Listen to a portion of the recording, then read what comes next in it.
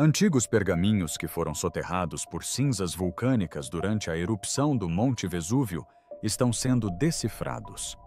2000 anos depois, graças em parte à inteligência artificial. Quando o Monte Vesúvio entrou em erupção em 79 VPIs, sepultou uma biblioteca inteira sob cinzas ferventes.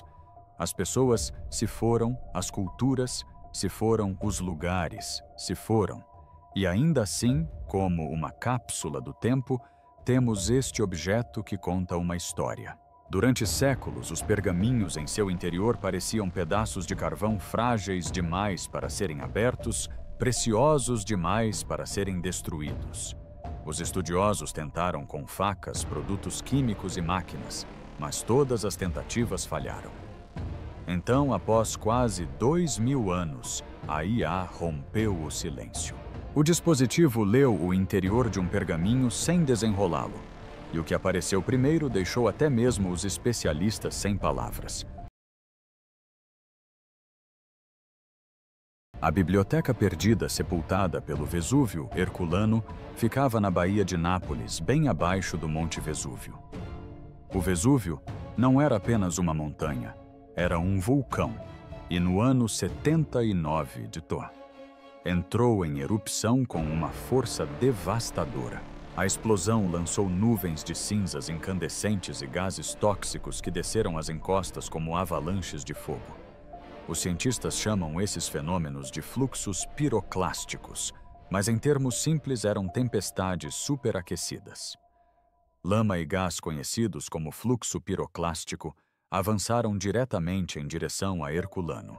Ondas rápidas e sufocantes de ar fervente e cinzas que podiam ultrapassar um cavalo e cozinhar tudo em seu caminho. Pompeia, a cidade mais famosa, foi soterrada por uma densa camada de cinzas que caiu do céu. A história de Herculano foi diferente. Aqui as ondas atingiram primeiro invadindo ruas e casas e aprisionando-as em uma camada de cinzas que endureceu e se transformou em pedra. Cômodos inteiros ficaram congelados como estavam naquela manhã, mesas ainda postas, comida ainda nos pratos, vigas e portas ainda de pé. Até mesmo rolos de papiro e móveis de madeira sobreviveram. Ondas vulcânicas posteriores acumularam cada vez mais material por cima, até que a cidade ficou sob quase 30 metros de detritos vulcânicos endurecidos. Imagine uma camada de cinzas equivalente a um prédio de quase 10 andares sobre você, tão compactada que se transformou em pedra ao longo dos séculos. Foi isso que manteve Herculano escondida do mundo por mais de 1000 anos. Entre os tesouros ali enterrados havia uma mansão tão imponente e extravagante que partes dela foram posteriormente recriadas em um museu na Califórnia. A vila original estendia-se ao longo da antiga linha costeira. Em seu auge, sua fachada voltada para o mar tinha cerca de 250 metros de comprimento. Para visualizar, imagine um resort romano privado com longos terraços que desciam em direção à água, pisos de mármore reluzentes, sob os pés estátuas de bronze brilhando ao sol e fileiras intermináveis de colunas onde os hóspedes podiam passear à sombra com a brisa do mar nos cabelos. Esta era a famosa Vila dos Papiros, e dentro desta vila havia uma biblioteca. Em estantes e caixas de madeira repousavam centenas de rolos de papiro, os tesouros escritos da casa. Quando as ondas de fogo passaram, os pergaminhos não se reduziram a cinzas como folhas secas. Em vez disso, cozinharam em uma espécie de forno com pouco oxigênio. O calor os carbonizou, transformando as fibras vegetais em cilindros pretos e quebradiços que pareciam pedaços de carvão.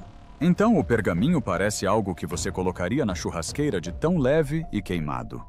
Mas a tinta e o papiro são quase feitos da mesma coisa, então você precisa de uma luz forte. Para quem não soubesse, pareciam inúteis. Mas trancados lá dentro estavam os escritos, as palavras do mundo antigo, aprisionadas na cápsula do tempo mais frágil que se possa imaginar. Hoje, a maior parte da vila permanece enterrada escondida sob a cidade moderna. Mas as partes já exploradas nos proporcionaram esta descoberta única. Quem era o dono deste lugar? A vila não era uma casa qualquer. Muitos estudiosos apontam para Lúcio Calpurnio, Pisão Casonino, sogro de Júlio César. A teoria faz sentido. Pisão tinha riqueza suficiente para possuir uma mansão tão extensa em um terreno privilegiado à beira-mar, e os próprios papiros fornecem mais pistas. A correspondência entre os textos e o círculo conhecido de Pisão é tão forte que os historiadores frequentemente descrevem a vila como sendo de Pisão, embora com cautela, pois não há nenhuma escritura sobrevivente com o seu nome. Chegar a esta vila enterrada, a quase 30 metros de profundidade, exigiu recursos consideráveis. Na década de 1750, o rei Bourbon de Nápoles financiou escavações profundas. As equipes cavaram poços verticais na vertical e, em seguida, abriram túneis horizontais, como mineiros esculpindo a rocha vulcânica endurecida. Imagine descer 27 metros na escuridão total e depois rastejar por galerias estreitas com largura suficiente apenas para homens e carrinhos. O engenheiro suíço Karl Weber, que supervisionou o trabalho, esboçou cuidadosamente os planos, registrou as descobertas e tentou manter tudo organizado. A biblioteca é diferente de tudo o que já foi encontrado. É a única grande biblioteca antiga que sobreviveu como uma biblioteca de verdade, não apenas fragmentos quebrados ou cópias de segunda mão transmitidas ao longo dos séculos, e a quantidade de itens é impressionante. O levantamento oficial lista 1.814 rolos e fragmentos. Uma recontagem posterior ajustou esse número para 1.826. Destes, mais de 340 estão quase completos, cerca de 970 estão parcialmente deteriorados, mas parcialmente legíveis, e mais de 500 são pouco mais que fragmentos carbonizados. E esses números nem sequer contam toda a história. Nos primórdios, antes que as pessoas percebessem o que eram os trabalhadores, jogavam alguns rolos fora. Outros eram até queimados para gerar luz. A virada aconteceu por puro acaso. Um operário deixou cair um dos cilindros frágeis, e quando este se partiu no chão, a borda irregular revelou letras gregas ainda gravadas no interior. Esse único acidente transformou o que pareciam pedaços de carvão em livros de valor inestimável. O primeiro homem encarregado de abrir os pergaminhos foi Camillo Paderni, um artista que se tornou bibliotecário. Suas ordens eram simples: impressionar o rei, mas a tarefa estava longe de ser simples. Paderni tentou a única abordagem que lhe ocorreu: facas. Ele cortava os rolos longitudinalmente, raspava as camadas externas até que linhas de texto aparecessem e as copiava antes de raspar novamente. Imagine descascar um croissant queimado camada por camada, com palavras piscando brevemente antes de serem destruídas. Seu método produziu alguns fragmentos que ainda podemos estudar hoje, mas também destruiu quantidades incalculáveis de texto. Um estudioso moderno afirmou que as partes que ele raspou eram, na verdade, as melhores partes para a leitura. Uma vez desaparecidos, desapareciam para sempre. Em 1753, um novo zelador assumiu o cargo, o abade Antônio Piaggio, um homem da Biblioteca Vaticana. Em vez de facas, ele trouxe paciência e um dispositivo feito à mão.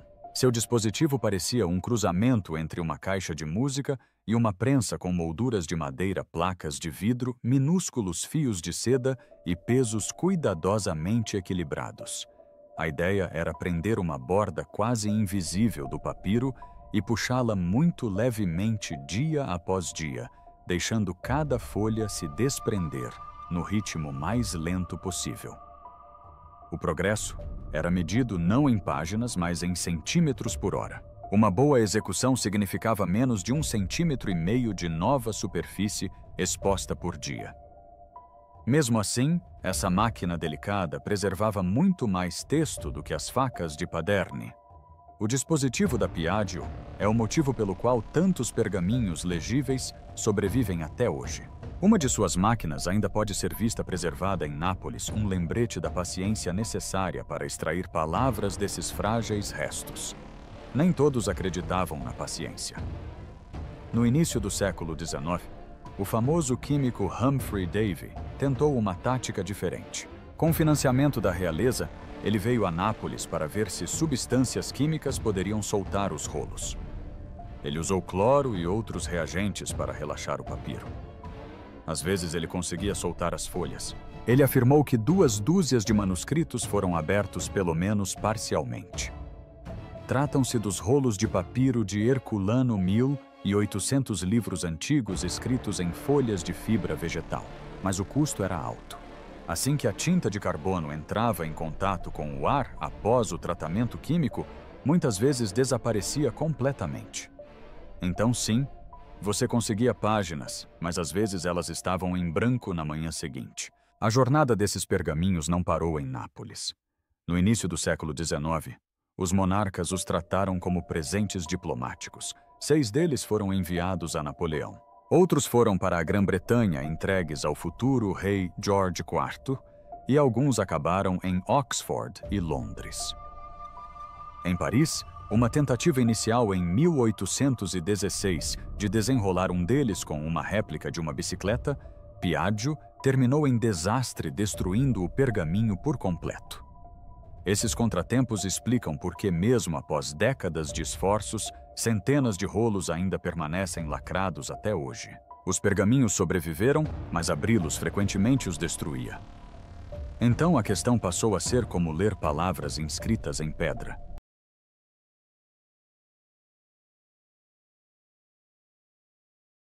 Desvendando os pergaminhos selados.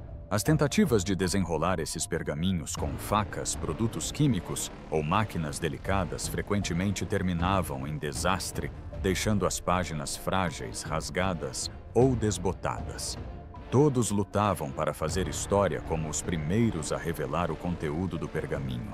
A solução para esse problema começou na Grã-Bretanha dentro da Diamond Light Source, um enorme síncrotron que emite alguns dos raios X mais brilhantes da Terra.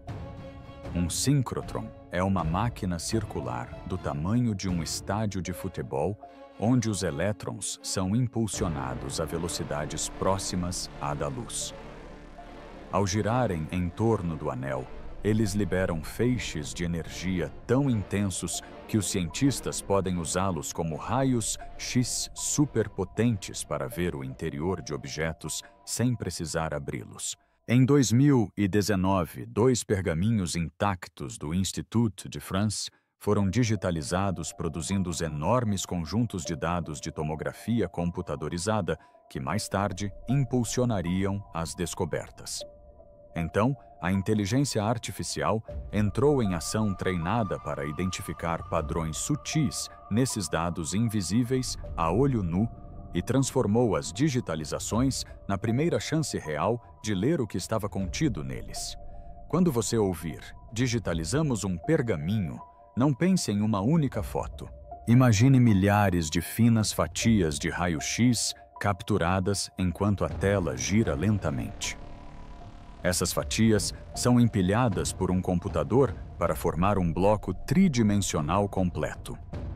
Imagine um pão que você pode fatiar quantas vezes quiser, em qualquer direção, sem nunca cortá-lo completamente. Foi isso que os cientistas criaram um rolo de papiro digital com cada ruga e dobra preservadas. Cada ponto dentro desse bloco é como um minúsculo pixel tridimensional tão pequeno que centenas deles poderiam ser alinhados na largura de um único fio de cabelo humano. Esse nível de detalhe significa que você pode realmente rastrear as finíssimas camadas de papiro enroladas dentro do rolo, mesmo que nenhum olho humano jamais as veja diretamente. Mas encontrar as camadas é apenas o primeiro passo. A verdadeira mágica está no desenrolar virtual. Imagine o rolo como um rolinho de canela. A primeira tarefa é mapear cada camada fina dentro da espiral, o que os cientistas chamam de segmentação. Em seguida, Eles achatam matematicamente essas camadas quase como remover um adesivo de uma garrafa e pressioná-lo contra uma janela. Só depois disso é que eles podem tentar identificar as letras por si mesmos. A ideia parece quase impossível, mas esse mesmo processo já funcionou uma vez. Anos atrás foi usado para ler os restos queimados de um pergaminho encontrado em uma sinagoga em En-Gedi, onde as palavras ocultas do livro de Levítico foram reveladas sem que o artefato fosse aberto. Os pergaminhos de Herculano são mais complexos, mas o conceito é o mesmo. Durante gerações, um problema frustrou a todos. Os escribas que escreveram esses pergaminhos usavam tinta feita principalmente de carbono, basicamente a mesma substância do próprio papiro, depois de ter sido cozido pela erupção. O Egito conseguiu isso usando um programa de IA treinado para ler a tinta tanto na superfície quanto nas camadas ocultas. Em um raio-x, a tinta e a página pareciam quase idênticas. As digitalizações mostraram as camadas do pergaminho com perfeição, mas as letras permaneceram invisíveis. Por isso mesmo, depois da chegada dos melhores scanners, ninguém conseguia ler mais do que indícios e formas. Então surgiu uma descoberta fora do círculo habitual dos papirologistas. Em meados de 2023, um pesquisador chamado Casey Hanmer estava analisando as imagens achatadas quando percebeu algo estranho. Em algumas áreas, a superfície apresentava uma textura tênue e salpicada. Parecia pequenas rachaduras ou estática, e ele a apelidou de crepitação. À primeira vista, poderia parecer um ruído aleatório, mas Hanmer percebeu que se alinhava exatamente onde a tinta deveria estar. Então tínhamos esses arquivos de dados do tamanho de 1 terabyte, basicamente como uma tomografia computadorizada, como um exame médico desses pergaminhos. Essa pequena pista mudou tudo. Assim que as pessoas souberam o que procurar, treinaram sistemas de computador para reconhecer o padrão de crepitação automaticamente. Foi aí que a inteligência artificial entrou em cena. Os modelos de aprendizado de máquina foram alimentados com milhões de exemplos até conseguirem diferenciar entre papiro simples e papiro com escrita. O que para um humano parece um borrão confuso, de repente se transforma em traços nítidos de letras quando visto pelos olhos da IA. Mas a ciência não avança com base em uma única observação. Para transformar uma ideia brilhante em um método confiável de leitura, o esforço precisava ir além de um único laboratório. No início de 2023, um projeto chamado Desafio Vesúvio abriu os dados para o mundo. Qualquer pessoa podia baixar as digitalizações e tentar decifrá-las. E para garantir que as pessoas se mantivessem motivadas, os organizadores ofereceram prêmios em dinheiro consideráveis. As regras eram rígidas. Não bastava encontrar alguns rabiscos aleatórios que parecessem letras. O desafio era exigente. Para vencer, era preciso produzir vários trechos de pelo menos 140 caracteres, cada basicamente frases completas. E pelo menos 85 desses caracteres precisavam ser considerados corretos por especialistas. Para garantir a honestidade de todas as respostas, foram avaliadas por papirologistas estudiosos especializados em caligrafia antiga e o código precisava ser aberto para que outros pudessem repetir os mesmos passos. O papirologista e físico italiano Motella tornaram-se concorrentes acirrados. Nos bastidores, equipes de cientistas da computação construíram sistemas de IA que combinavam diferentes abordagens de modo que nenhum modelo isolado pudesse se enganar e enxergar padrões inexistentes. Alguns usaram redes neurais avançadas projetadas para processar imagens ao longo do tempo. Outros dividiram as imagens digitalizadas em pequenos trechos, impedindo que a IA alucinasse palavras inteiras. Ao combinar os resultados e exigir consenso, as equipes criaram uma rede de segurança contra erros. O desafio se espalhou rapidamente. Em 2024, novas varreduras estavam sendo feitas não apenas no Diamond, mas também na instalação europeia de radiação síncrotron, na França, que possui suas próprias linhas de luz potentes. Essas máquinas mais modernas conseguiam digitalizar um pergaminho inteiro em questão de horas, produzindo imagens mais nítidas e fornecendo ainda mais dados para a comunidade global de voluntários. Mais digitalizações significavam mais material de treinamento para a IA, o que resultava em progresso mais rápido. E os resultados começaram a se acumular. Por trás do fascínio das letras, surgindo de um tronco enegrecido, havia também uma montanha de engenharia. Cada digitalização produzia arquivos gigantescos, às vezes com centenas de gigabytes para um único rolo. Processar esse tipo de dado exigia software especializado e grande poder computacional. A comunidade preencheu as lacunas criando bibliotecas e tutoriais de código aberto para que qualquer pessoa com espaço de armazenamento e paciência suficientes pudesse contribuir. Sem essas ferramentas, as digitalizações teriam permanecido apenas imagens impressionantes em vez de livros legíveis. E então, no outono de 2023, todo esse trabalho, as digitalizações do Diamond, a descoberta, Crackle, os modelos de IA e o desafio aberto finalmente deram frutos.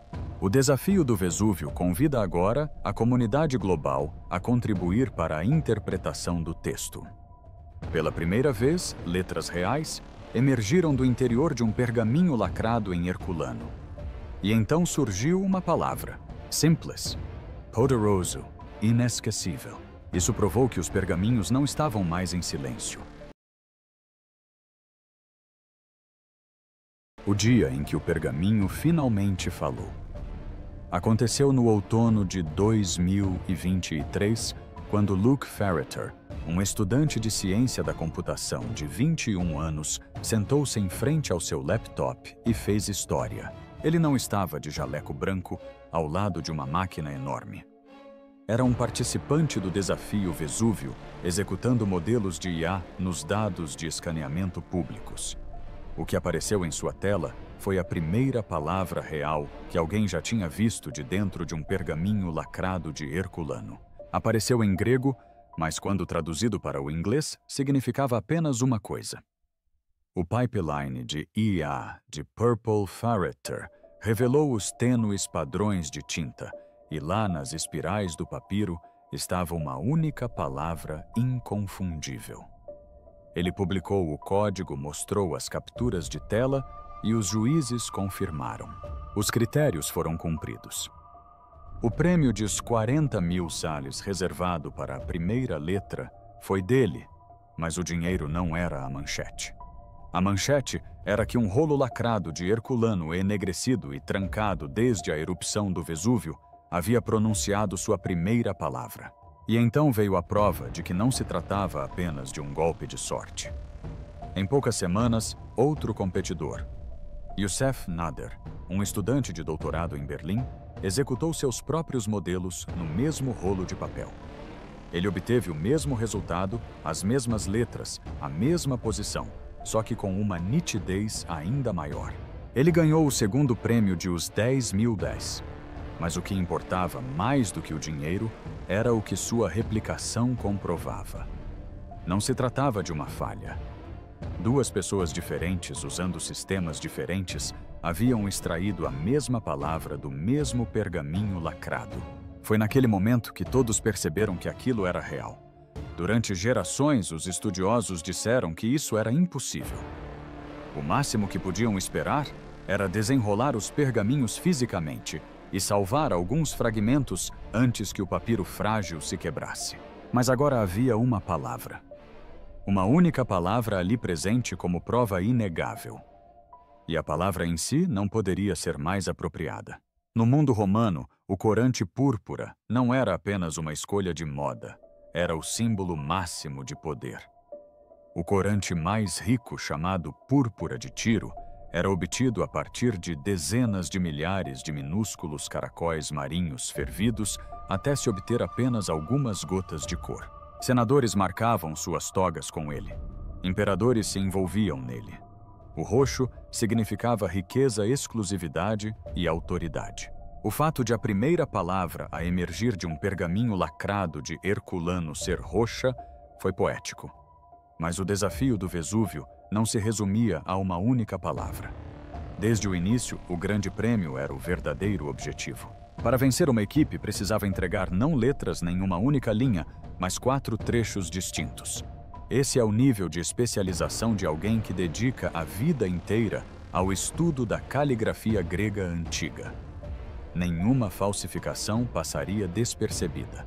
E para garantir as regras, também exigiam que todo o texto viesse de um rolo lacrado, e não de um dos fragmentos abertos há muito tempo. O prazo era o final do ano. O prêmio era de $700 mil. E então, em 5 de fevereiro de 2024, veio o anúncio. Os vencedores foram Youssef Nader Luc Ferritore e Julian Schilliger, um estudante de robótica da ETH Zurich. 3 universitários levaram o prêmio para casa, fazendo história ao serem os primeiros a extrair palavras de um pergaminho carbonizado. Juntos, o sistema deles não apenas atingiu o padrão exigido, como o superou com folga. O sistema gerou mais de 2.000 letras gregas distribuídas em várias colunas, formando passagens que especialistas puderam ler e confirmar. Pela primeira vez, um pergaminho lacrado de Herculano revelou não apenas uma palavra, mas trechos inteiros de texto. Como passaram de uma única palavra em outubro para milhares de caracteres em fevereiro, não foi inventando novos equipamentos. As digitalizações já existiam. O que mudou foi a confiança e o aprimoramento. Assim que a comunidade percebeu a presença do sinal da tinta nos dados, as equipes puderam ajustar seus modelos para rastreá-lo com mais precisão. A segmentação melhorou, facilitando o acompanhamento das camadas enroladas. O achatamento foi aprimorado, reduzindo as distorções. Os modelos foram treinados com mais rigor para distinguir entre tinta e ruído. Gradualmente, a área legível aumentou. Uma palavra se transformou em uma linha em uma coluna, e logo o pergaminho revelou passagens inteiras. O que nos leva à próxima pergunta, aquela que você já está pensando: o que essas passagens realmente dizem e de quem é a voz que acabamos de recuperar? O filósofo oculto nas cinzas. O que está escrito nessas páginas antigas é surpreendentemente comum no melhor sentido da palavra. Depois de toda a expectativa, depois de anos de mistério, as primeiras passagens reais não se revelam como códigos místicos ou profecias ocultas. Elas soam como uma conversa calma e ponderada sobre o prazer. Como aproveitar a vida sem se enganar. Se existe tecnologia que permite ver o interior do corpo humano de forma não invasiva, por que não podemos ver tudo o que está dentro de um artefato como um pergaminho?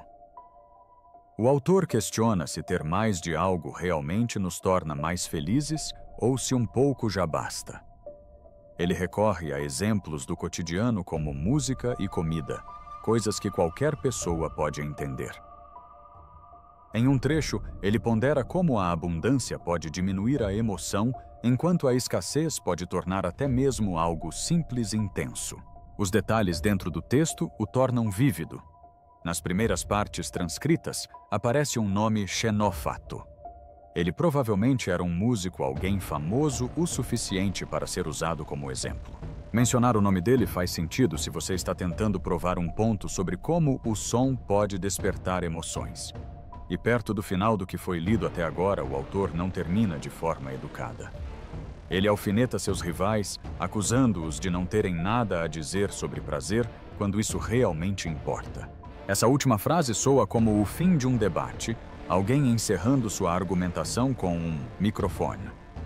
Outro ponto importante, isso não é apenas uma repetição de algo que já sabíamos. Acadêmicos afirmam que as palavras usadas até agora são inéditas. Essa frase é importante. Significa que não se trata apenas de uma cópia danificada de um manuscrito antigo já guardado em alguma biblioteca. Trata-se de material inédito da antiguidade, retirado diretamente de um pergaminho que nenhum ser humano leu desde que foi selado por um vulcão. Quem então estava por trás dessa escrita? Essa pergunta é importante porque a voz molda a forma como entendemos as ideias. Os estudiosos mais próximos do projeto Robert Fowler, Federica Nicolardi e outros afirmaram que o estilo aponta para Filodemo, um filósofo diretamente ligado à própria vila, onde esses papéis foram encontrados. Filodemo era um epicurista seguidor de uma escola que tinha o prazer como foco. Não se trata de indulgência desenfreada, mas de uma vida equilibrada moldada pelos sentidos, pela arte, pela música, pela comida, por uma reflexão cuidadosa sobre o verdadeiro significado do prazer. O pergaminho não o nomeia diretamente, pelo menos não no que foi lido até agora.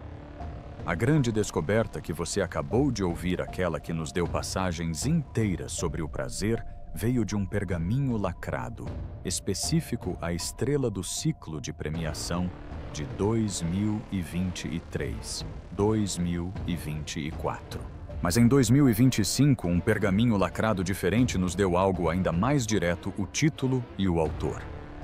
Centenas de outros pergaminhos ainda estão por vir. Seals lançou a segunda fase de uma competição. Este segundo pergaminho foi digitalizado na Diamond Light Source, em Oxfordshire, em julho de 2024. No início de fevereiro de 2025, os pesquisadores já tinham as primeiras imagens do interior. Alguns meses depois, em maio, eles decifraram o enigma e encontraram o tesouro, as palavras sobre os vícios de Filodemo, bem no interior do rolo. Não só isso, como as digitalizações revelaram a letra grega alfa, provavelmente indicando que se tratava do primeiro livro de uma obra em vários volumes. Os estudiosos já sabiam que Filodemo havia escrito uma série com esse título, abordando temas como arrogância, ganância e outras falhas. Encontrar o primeiro livro dentro de um pergaminho lacrado não é apenas emocionante, mas também se encaixa perfeitamente com o que a história já havia sugerido. Por essa descoberta, o Desafio Vesúvio concedeu um prêmio especial de 60.000 Zaire.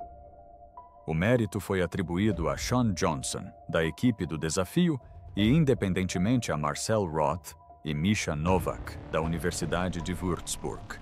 Juntos eles provaram algo que ninguém jamais havia feito antes: identificar um livro e seu autor a partir do conteúdo de um pergaminho nunca antes aberto. Os líderes do projeto não escondem suas ambições. Após a descoberta de 2023, eles mudaram a meta de obter 4 trechos para ler pergaminhos quase inteiros. Para 2024, a meta era atingir 90% em 4 rolagens diferentes. É um salto enorme, mas demonstra a confiança que agora depositam no método.